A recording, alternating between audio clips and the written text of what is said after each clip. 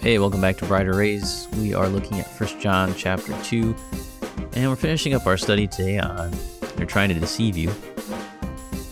Now, we're talking about in the last hour. John talked about that. We're in the last hour. We live in the last hour still, too. Hasn't come to the end of that hour yet, but it is winding down, has been since the beginning of this last hour. And so we should expect that the spirit of the antichrist is alive and well and find its way in the church. We should expect that. We should know that. This is not a warning to scare us, but to awaken us to action. We shouldn't be afraid, oh no, then the spirit of the antichrist is going to be here. We should know that's going to happen. Unfortunately, we should pray against it, but we should know it will happen.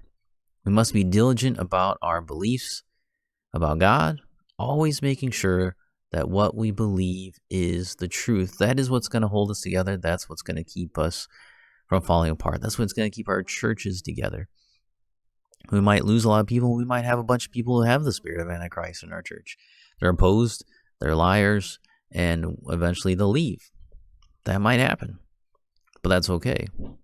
We know that there are people that are actively seeking to deceive us about who they are and what they are saying about God. Their mouths are filled with lies, though they wear the name Christian. They're trying to deceive you. So we might be fooled, maybe even for years.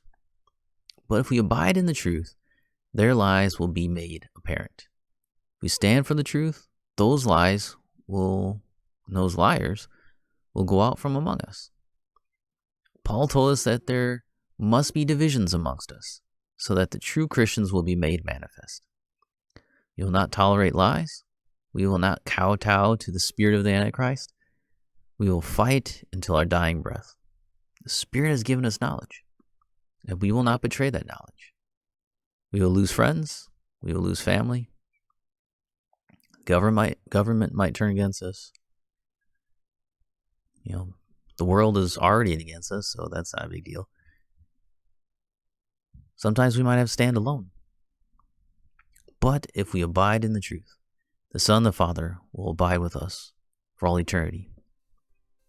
The question is that worth it? Absolutely. Well, that's our study for this week. Next week, we'll continue on in our study of 1 John.